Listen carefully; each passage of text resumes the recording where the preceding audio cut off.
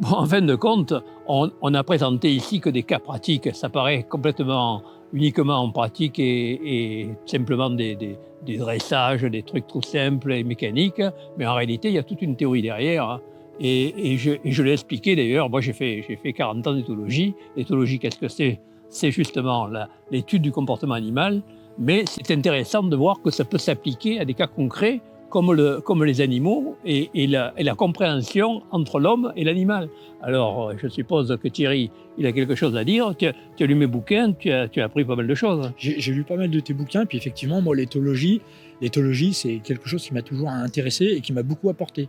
Donc, effectivement, aujourd'hui, mon travail... Tu travaillais d'ailleurs sur les chevaux avant. Exactement, je travaillais sur les chevaux. Donc, et équitation éthologique. Hein. Oui, enfin, alors à l'époque, on ne parlait pas trop d'équitation éthologique, mais en tout cas oui, je me servais de certaines personnes qui avaient fait des études d'éthologie sur les chevaux. Et puis après, bien sûr, j'ai fait la même chose. Ça me paraissait naturel de faire la même chose avec les chiens. Voilà. Donc, mon travail aujourd'hui, mon travail d'éducation, il est basé, bien sûr, sur l'éthologie, c'est-à-dire en partie sur le travail que tu as comprendre, fait. Oui. C'est-à-dire comprendre les significations des attitudes de l'animal. C'est ça. Et puis après, entrer dans la tête de l'animal et être un compagnon de l'animal pour qu'il t'écoute. Exactement. Je ne vois pas comment faire autrement. Bien sûr. Tout simplement. Moi, ça me paraît évident, mais je ne suis pas éducateur canin. Voilà. Et toi, Thierry Bertrand, pardon. Moi, déjà, je vais dire que je suis bien content. Je suis très content d'être là parce qu'en fait, je suis avec les deux hommes qui... m'ont construit ou qui m'ont aidé à me construire dans l'éducation de Loustic. Parce qu'en fait, il y a 5 ans... Bah oui, toi, t'es pilote d'avion. Hein, voilà, ouais, tout à fait. Et puis, il y a 5 ans, je n'avais jamais eu de chien.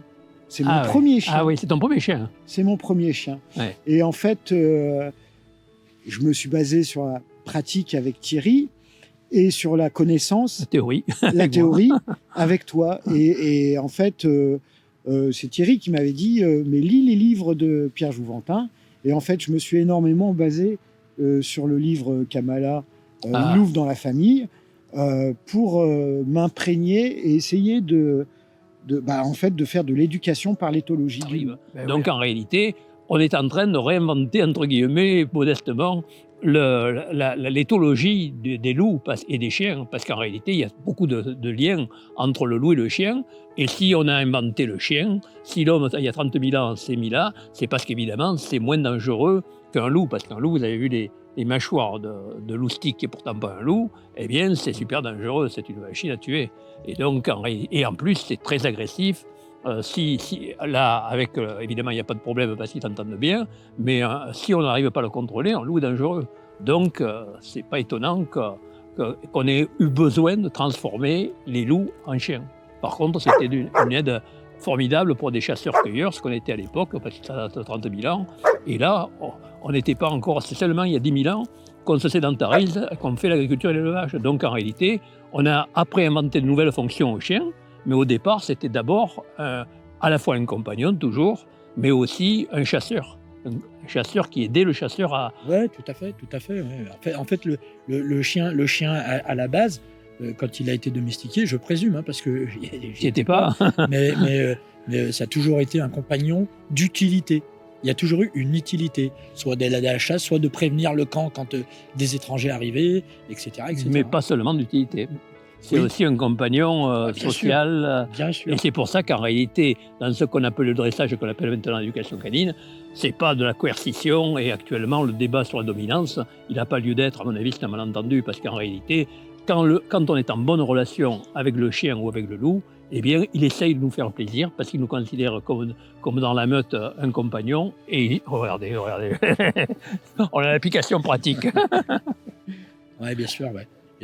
Mais oui, non, la dominance, non, il n'y a pas de dominance, pas plus que celle que je vais exercer sur mes enfants. Oui. Voilà. Ou que le maître d'école va exercer sur sa classe. Un enfant ou que votre patron dans votre travail. Un chien, il a besoin de limites, comme un enfant a besoin de limites. Sûr. C'est tout le problème d'ailleurs. Il y a le même la confusion, le même malentendu avec l'éducation des enfants. Bien sûr, exactement. Éducation trop permissive.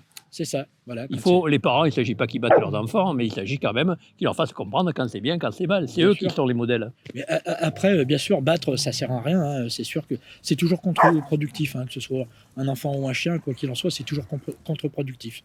Voilà. Mais par contre, c'est ce que je dis toujours, le travail du chien, pour moi, c'est un travail de psychologie. Voilà. Et ce travail de psychologie, moi, j'en reviens toujours à l'éthologie. Voilà, l'éthologie m'a beaucoup apporté dans ce domaine. Voilà, mais c'est très bien parce que moi, j'aime bien sortir des connaissances livresques qui sont uniquement théoriques. L'éthologie, actuellement, plus personne n'en fait ou pas grand monde, alors qu'avant, quand on était des hommes des cavernes, des hommes préhistoriques, on était obligé d'en faire parce que sinon on ne mangeait pas. Exactement, voilà. C'était une question de survie. En réalité, tout est biologique, c'est-à-dire que quand on a des tas de trucs qui paraissent complètement hermétiques, incompréhensibles, mais quand on sait à quoi ça sert pour l'animal, on arrive après à comprendre très bien. Le tout, c'est ce que je dis tout le temps, il faut être un observateur. Le chien, lui, est un observateur. C'est vraiment un observateur. On les sous-estime d'ailleurs.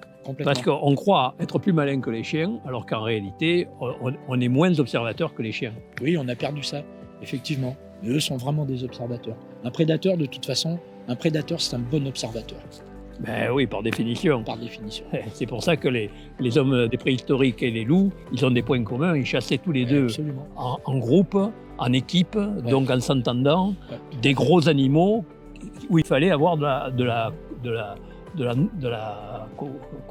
coordination, qu'on s'entende et qu'on connaisse exactement le voisin et qu'on sache comment on pouvait attaquer avec des chances d'arriver au résultat. Quand on va aux États-Unis, au parc du Yellowstone, les loups s'attaquent à des bisons, ils ne pourraient pas le faire seuls. Bien sûr. Ils le font parce que c'est une équipe, c'est un groupe. Ouais. Et il y a vraiment une coordination. C'est le travail d'équipe. Exactement.